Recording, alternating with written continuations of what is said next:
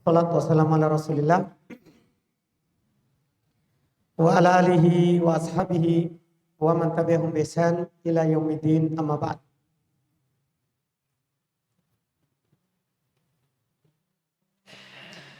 Alhamdulillah, kembali di pertemuan malam hari ini kita melanjutkan kajian kitab Sahih Adabul Mufrad. Sahih Adabul Mufrad yang ditulis oleh Al-Imam Al-Bukhari rahimahullahu ta'ala. Kita masih di pembahasan, alhamdulillah, di malam hari ini masih terkait dengan adab terhadap kedua orang tua. Setelah kita sebelumnya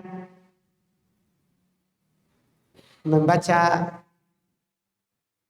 dan menyelesaikan bab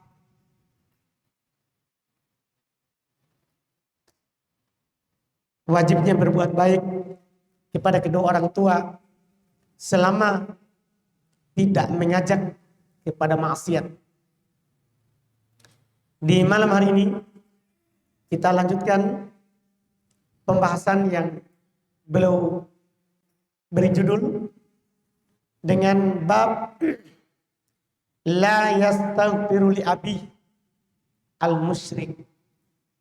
Ini pembahasan penting juga karena sudah dimaklumi bahwa kita dianjurkan untuk mendoakan orang tua. Itu dianjurkan. Kita sebagai seorang anak, bahkan itu yang bermanfaat untuk orang tua kita kalau dia telah meninggal. Di bab ini beliau bawakan untuk menjelaskan hal ini. Apakah mutlak boleh mendoakan orang tua yang telah meninggal, sama saja muslim ataupun kafir, atau ada ketentuannya yang kita doakan dan yang kita tidak doakan? Kata beliau rahimahullah, bab la yastaghfir li abihil musyrik, bab tidak memintakan ampun untuk bapak orang tua yang musyrik, yang kafir.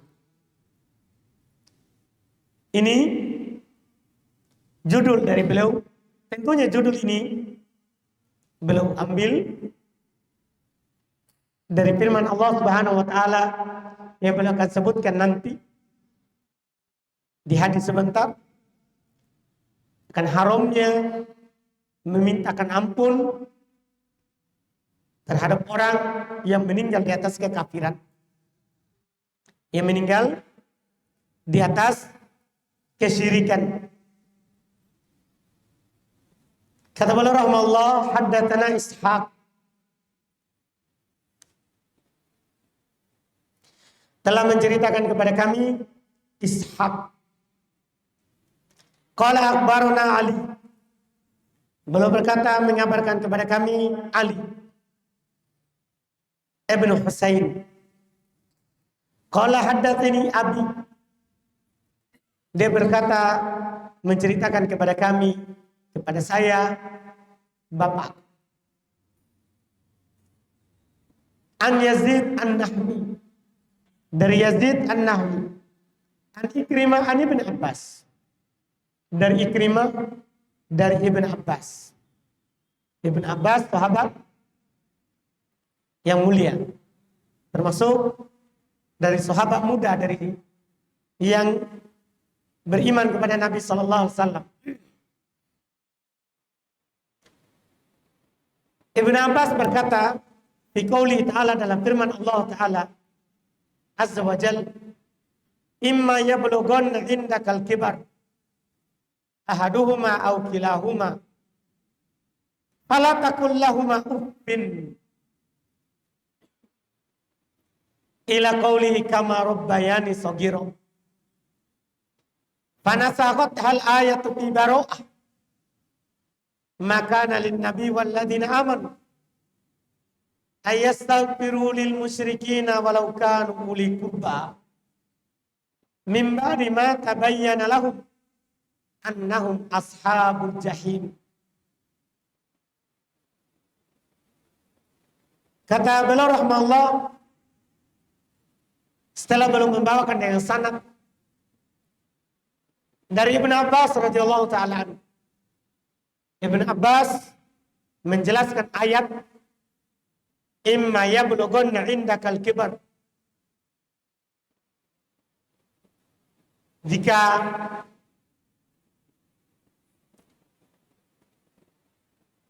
orang tuamu ada di sisimu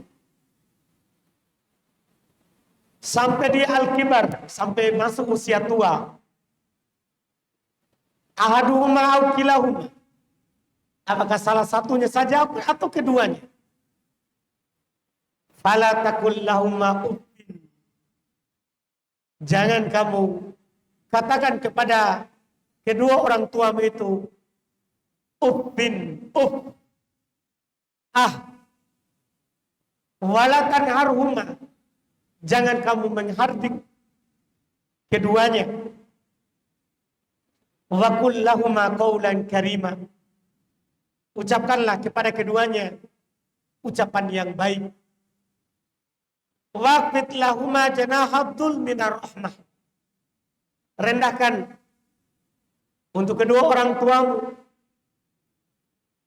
merendahlah karena kasih sayang, waqul, dan berdoalah, Rabbirhamhuma kama rabbayani shaghira, ya Allah, rahmatilah keduanya sebagaimana keduanya menyayangiku, memeliharaku, menjagaku waktu kecil. Ayat ini yang pertama ini menunjukkan kita harus mendoakan orang tua kita. Karena Allah Subhanahu wa taala katakan, "Qul," ucapkanlah, berdoalah, Rabbirhamhuma, wahai Rabbku, sayangilah keduanya, kama rabbayani shaghira, sebagaimana keduanya memeliharaku, menjagaku waktu kecil. Ini ayat menjelaskan hal ini, menunjukkan bahwa kita harus mendoakan orang tua kita. Tapi kata Ibn Abbas, "Fanasakhatha ayatu fi bara'ah."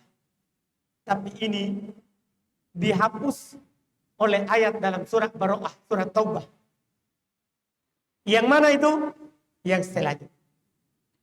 Allah Subhanahu wa taala berfirman, "Makana lin nabi," tidak pantas bagi nabi,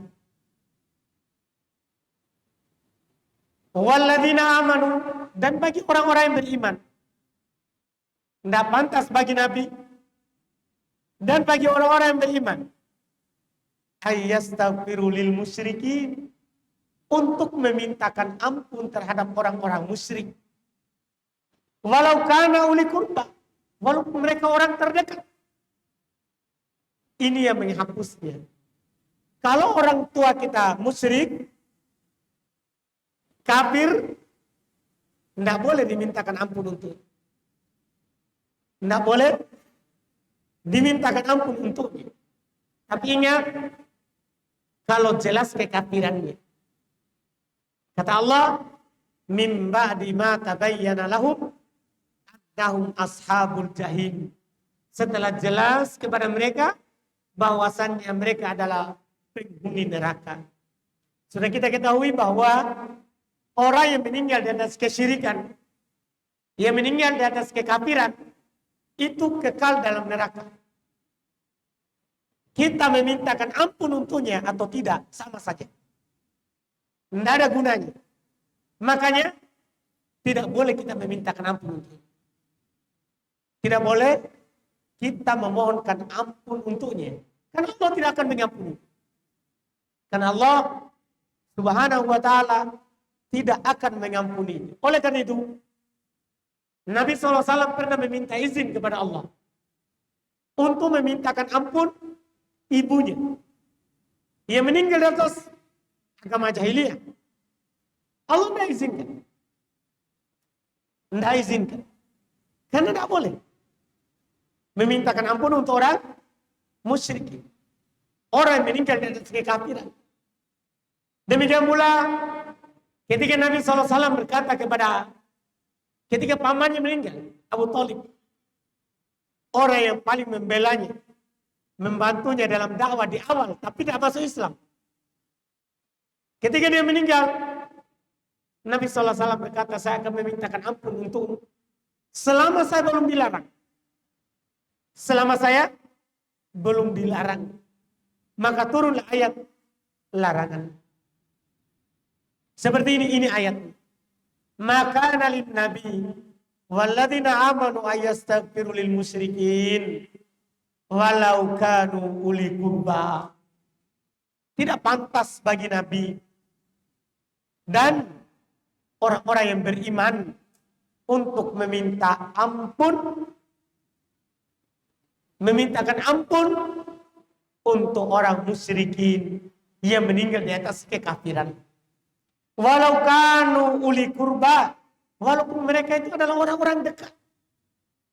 Padahal Nabi SAW memintakan ampun pamannya. Abu Thalib, orang yang paling dekat, yang membesarkan Nabi SAW. Tapi dia kafir. Allah larang kepadanya. Dari sini pula kita bisa pahami bahwa keturunan tidak bisa menolak azab Allah.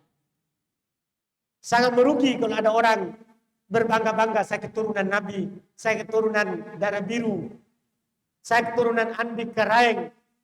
Ingat, keturunan tidak bisa memperlambat azab Allah. Dan tidak bisa bermanfaat apapun keturunan itu kalau kita kafir. Kalau kita kafir. Lihat, ibu Nabi, bapak Nabi, paman Nabi, di mana? Karena mereka tidak beriman. Nabi sendiri yang bilang bapaknya di neraka. Nabi pernah minta izin kepada Allah untuk memintakan ampun ibunya. Allah tidak izinkan. Sebabnya apa? Padahal ini orang tua Nabi yang paling mulia. Tapi keturunan, sekali lagi, itu tidak bisa menghalangi azab Allah kalau kita tidak beriman. Keturunan. Makanya Nabi SAW ketika belum menjelaskan, beliau adalah pimpinan anak Adam. Tapi beliau bilang tidak ada kesombongan. Kata beliau, ana sayyidu waladi Adam. Wala fakhr. Saya ini pimpinannya anak Adam. Tapi tidak ada kesombongan. Karena kenapa? Percuma keturunan kalau tidak takwa. Tidak ikut syariat Allah Subhanahu wa ta'ala. Ini yang diajarkan oleh Nabi SAW kepada anak dan keturunannya. Lihat beliau katakan kepada Fatimah, darah daging beliau sendiri, langsung anak dari Nabi, bukan lagi keturunan biasa, langsung anak dari Nabi kita. Beliau bilang, salini mimali masyid, minta kepadaku harta yang kamu inginkan. Silakan. Kalau masalah harta, silakan. Tapi masalah siksaan Allah, beliau bilang, lindungi dirimu dari siksaan Allah. Karena itu tadi, keturunan tidak bermanfaat kalau kita tidak beriman kepada Allah Subhanahu wa ta'ala. Bahkan di sini kita bisa lihat orang tua kalau kafir, walaupun itu adalah orang tua kita, tidak boleh memintakan ampun untuk. Karena Allah Subhanahu wa ta'ala yang melarang orang-orang yang beriman untuk itu. Padahal Kita katakan di awal tadi, kalau kita punya orang tua, itu dianjurkan untuk memintakan ampun ke orang tua kita. Karena Allah juga perintahkan. Tapi kalau musyrik, tidak boleh. Tidak dibolehkan dalam syariat kita. Iya. Terus, apakah boleh kita berbuat baik selain doakan? Boleh. Belum membawakan bab berikutnya. Bab birrul walid al-musyrik. Bab tetap berbuat baik kepada orang tua walaupun dia musyrik. Bedakan mendoakannya sama tetap berbuat baik kepadanya. Dalam masalah kebaikan dunia, melayani apa yang dia butuhkan dari perkara apa? Dunia. Kata beliau, haddatsana Muhammad ibnu Yusuf. Telah menceritakan kepada kami Muhammad ibnu Yusuf. Qala, beliau berkata, haddatsana Israil. Telah menceritakan kepada kami Israil. Qal, beliau berkata, haddatsana Simak. Telah menceritakan kepada kami Simak. An Mus'ab ibn Sa'ad. Dari Mus'ab ibn Sa'ad. An Abi Sa'ad ibn Abi Waqqas. Dari bapaknya Sa'ad ibn Abi Waqqas. Qal, dia berkata, nazalat fiyya arba'u ayat min kitabillah ta'ala. Turun tentangku. Turun dalam menjelaskan masalah saya. Ini keutamannya Sa'ad ibn Abi Waqqas. Turun ayat Al-Quran menjelaskan tentang dia. 4 ayat dalam kitabullah. Kanat, ini yang pertama, kanat ummi halafat alla ta'kul wa la tashrab hatta ufariqa Muhammad. Adalah ibu saya, ibunya waktu itu masih muslim. Dia bersumpah tidak akan makan dan tidak akan minum sampai anaknya meninggalkan Nabi Muhammad. Kan anaknya Sa'ad bin Abi Waqqas beriman. Ibunya tidak senang. Sampai ibunya bersumpah, saya tidak akan makan dan tidak akan minum sampai kamu meninggalkan Muhammad.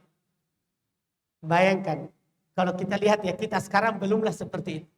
Belum ada orang tua kita yang bersumpah untuk tidak makan dan tidak minum gara-gara kita berjenggot atau berpakai pakaian yang ya syar'i, tidak isbal. Belum ada seperti itu. Lihat cobaan sahabat dulu.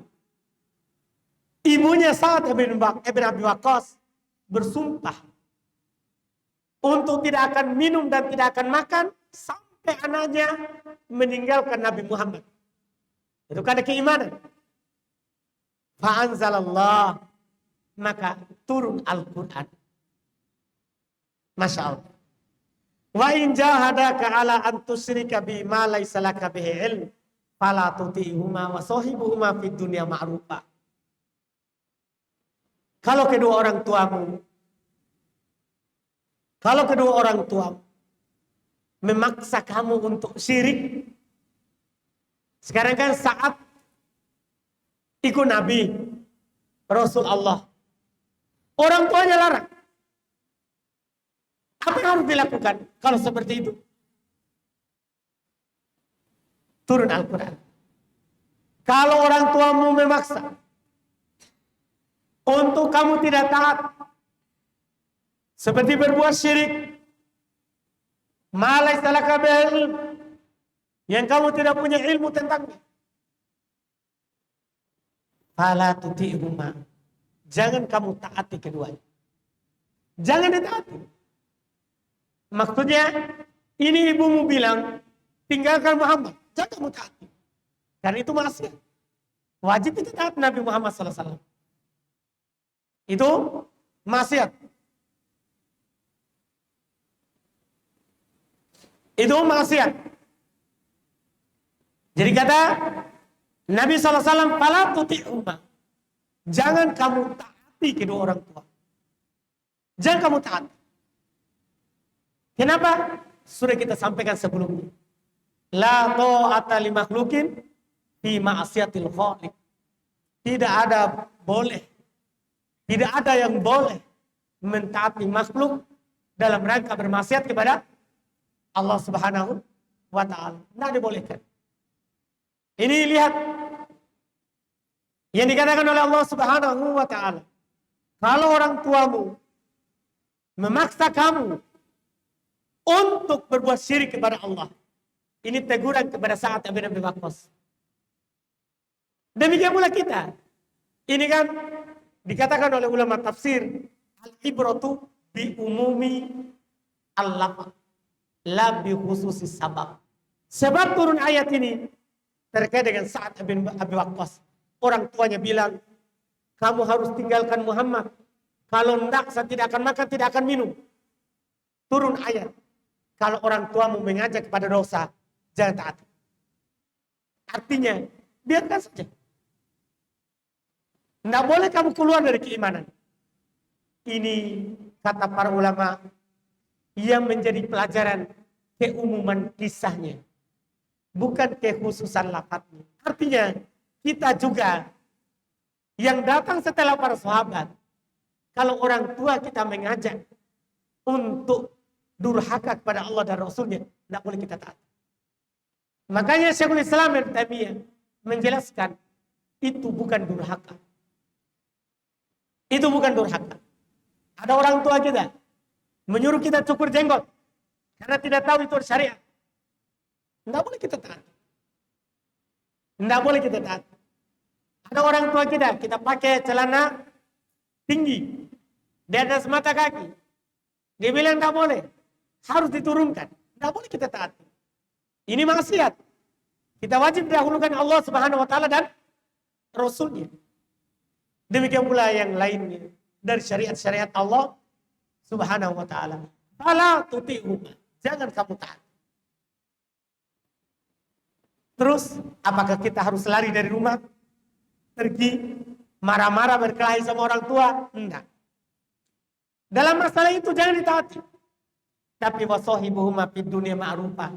Tetap temani orang tuamu di dunia ini sesuai dengan kebiasaan. Ya, bagaimana orang anak berbuat baik kepada orang tua di masyarakat, di tempat itu, tetap. Tapi kalau dia mengajak kepada dosa, enggak. Tapi tetap bersama orang tua. Ini Masya Allah. Inilah keindahan Islam. Inilah keindahan Islam. Dan ini dicontohkan oleh Nabi dan Rasul Allah Subhanahu wa ta'ala. Kita bisa melihat bagaimana Nabi Nuh. Anaknya tidak mau ikut. Istrinya tidak mau ikut. Nabi Nuh. Tapi kita bersamanya. Sampai turun banjir bandang. Nabi Nuh bilang, dia panggil anaknya. Anakku naik di perahu. Anaknya bilang, saya akan berlindung ke gunung. Dia meminta kepada Allah, dia berdoa, itu anakku. Tapi Allah bilang, itu bukan anak. Karena itu tidak soleh. Jadi kalau tidak soleh, bukan anak. Anak itu yang soleh. Dia pegang oleh istrinya. Tenggelam. Lihat juga Nabi Lut. Sama juga. Istrinya tidak mau ikut. Tapi apakah Nabi Lut ceraikan? Tidak. Tetap sama saja. Tapi ketika turun siksaan Allah, ya dia tidak ikut. Karena yang selamat adalah yang beriman saja. Yang selamat adalah yang beriman. Demikian pula banyak dari kisah-kisah sebelum kita yang bisa kita ambil pelajaran. Ini kisah dari sahabat ini. Sa'ad bin Abi Waqqas. Iya. Dia sampai diancam oleh ibunya seperti itu. Ibunya bersumpah tidak akan makan, tidak akan minum sampai dia meninggalkan Nabi Muhammad. Tapi turun ayat yang menuntunnya. Turun ayat yang menuntunnya. Ini ayat yang pertama.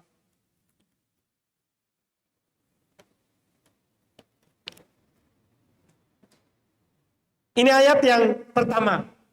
Yang turun terkait dengan beliau. Dan ini yang menjadi titik poin pembahasan kita, bahwa tetap boleh berbuat baik kepada orang tua. Walaupun dia musyrik. Sejauh apapun orang tua, selama dia masih bersama antum di dunia, tetap saya berbuat baik. Yang kita tidak taati kalau mengajak kepada dosa. Mengajak kepada maksiat, enggak, saya mohon maaf, tidak bisa melakukan itu. Iya, tapi yang lain, membantu urusan dunianya, boleh kita lakukan. Karena Allah bilang, wasahibuhuma fid dunya ma'rufa. Tetap temani keduanya di dunia ini dengan baik. Ini yang menjadi titik pendalilan kita. Kemudian belum membawakan kelengkapan haditsnya. Wasani yang kedua, anni kuntu akhadtu sayfan jabani fakultu ya Rasulullah habli hada fanazalat yas'alunaka anil anfal. Yang kedua, kata Sa'd bin Abi Waqqas, saya pernah mengambil pedang yang saya suka. Saya berkata kepada Rasulullah, ya Rasulullah, berikan kepadaku ini. Maka turun ayat, yas'alunaki anil anfal. Mereka bertanya kepada kamu, meminta kepada kamu tentang al-anfal, harta rampasan perang. Ini ayat yang kedua yang turun tentang beliau. Wasalita yang ketiga, anni maridtu fa'atani Rasulullah sallallahu alaihi wasallam fakultu. Saya pernah sakit, yaitu Sa'd bin Abi Waqqas pernah sakit keras. Belum punya banyak harta, tapi belum hanya memiliki satu anak perempuan. Ketika belum sakit keras, dia ingin menyimpangkan seluruh hartanya karena cuma satu anaknya. Iya. Ini yang beliau ceritakan. Ini pendek ini. Dia bilang, Andi marid, saya pernah sakit. Fa'atani Rasulullah SAW. Maka Rasulullah SAW datang mengunjungiku. Fakultu, saya berkata kepada Rasulullah, ya Rasulullah, inni uridu an aksima mali. Ya Rasulullah, saya ingin membagi hartaku semua. Apa usibin nas? Apakah boleh saya berwasiat untuk memberikan setengah hartaku? Tentunya untuk orang lain. Fakol, kata Nabi, tidak boleh. Setengah dari harta tidak boleh dikasih orang. Fakultu at-thuluth. Kalau begitu boleh enggak sepertiga? Sepertiga kan sedikit. Fasa kata, Nabi diam. Fakana thuluth ba'dahu jaizan. Maka sepertiga setelahnya itu boleh. Ini keutamaan. Artinya, disebutkan di hadis kelengkapannya. Sa'd bin Abi Waqqas menawarkan untuk dibagi semua hartanya. Nabi bilang tidak boleh. Dia bilang setengah. Nabi bilang tidak boleh. Dia bilang sepertiga. Dalam hadis itu Nabi bilang as-thuluth katsir. Sepertiga itu sudah banyak.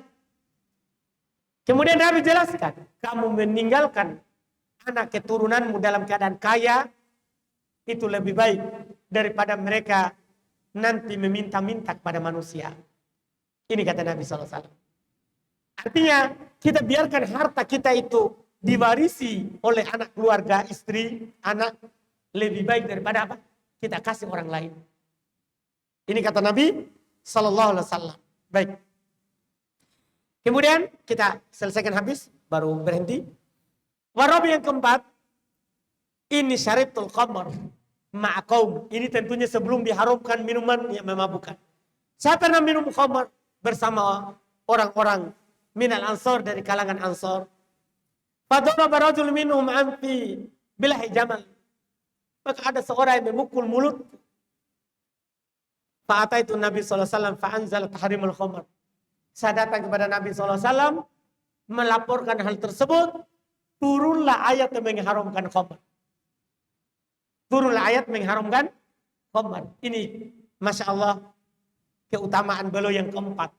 Jadi kejadian yang terjadi pada saat Abu Waqqas turun ayat Al-Quran. Ini utama dan kedudukan dari saat Ibn Abi Waqqas karena turun 4 ayat terkait dengan beliau radhiyallahu taala anhu. Kita cukupkan, mudah-mudahan bermanfaat. Kalau ada pertanyaan silakan.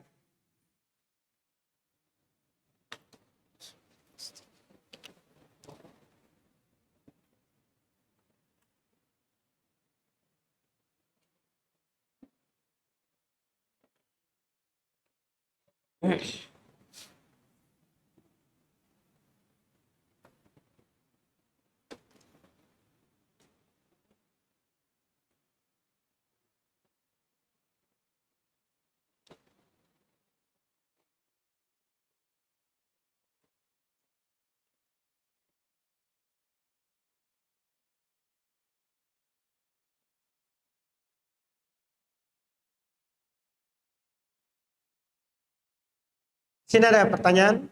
Di mana pandangan kita ketika sholat? Apakah pandangan kita ke depan atau tempat sujud? Pandangan dalam sholat itu ke depan. Ke depan. Boleh ke tempat sujud. Dalam mazhab Syafi'iyah itu mereka katakan lebih khusyuk. Lebih khusyuk kalau dipandang ke tempat sujud. Tapi Nabi SAW dalam hadits yang sahih, beliau kalau sholat belum pandang ke depan. Nabi di dalam hadis kalau sholat belum pandang ke depan. Tapi kalau mau lebih khusyuk boleh ke tempat sujud.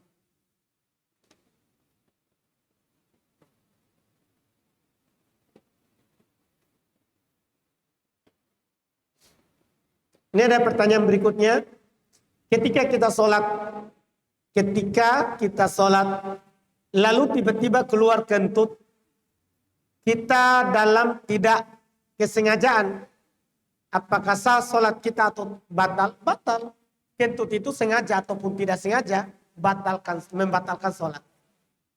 Jadi tidak ada dibilang kalau kentut sengaja batal, kalau kentut tidak sengaja tidak batal. Semua kentut membatalkan sholat. Sengaja ataupun tidak. Sengaja ataupun tidak.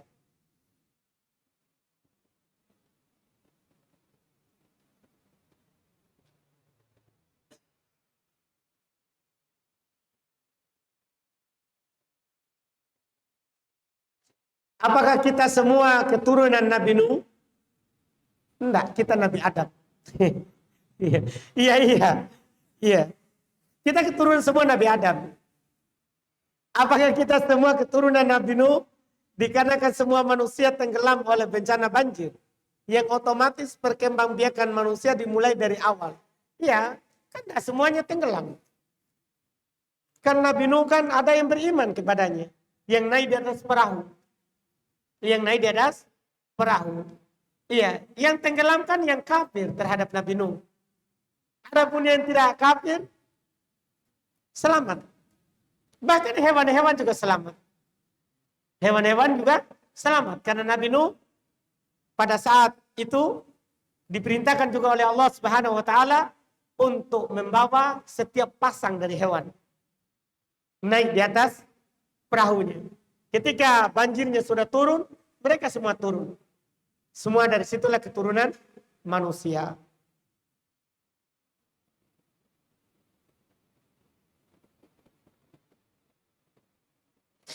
Apakah sholat sah orang masbuk tidak membaca bacaan tahiyat akhir, tetapi dia langsung salam? Artinya dari sujud, bangkit sujud kedua terakhir ya, langsung salam. Assalamualaikum warahmatullahi wabarakatuh. Gitu. Nggak sah. Kalau begitu. Iya. Tidak sah karena pendapat para ulama bahwa tasyahud akhir itu adalah rukun sholat. Adalah rukun sholat. Tidak sah sholat.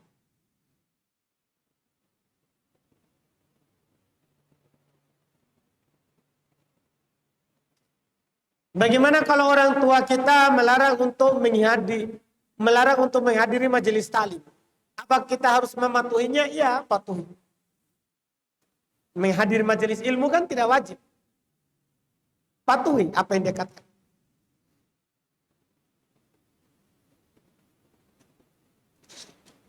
Apa hukumnya orang sholat yang celananya robek di lutut? Iya, sah. Auratkan sampai lutut. Kalau robek di lutut, sah. Kalau robek di paha, bisa tidak sah sholat. Bisa tidak sah sholat.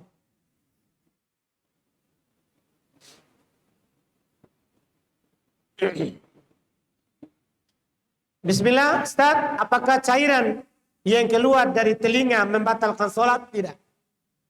Cairan yang keluar dari telinga tidak membatalkan sholat. Baik, pertanyaan terakhir.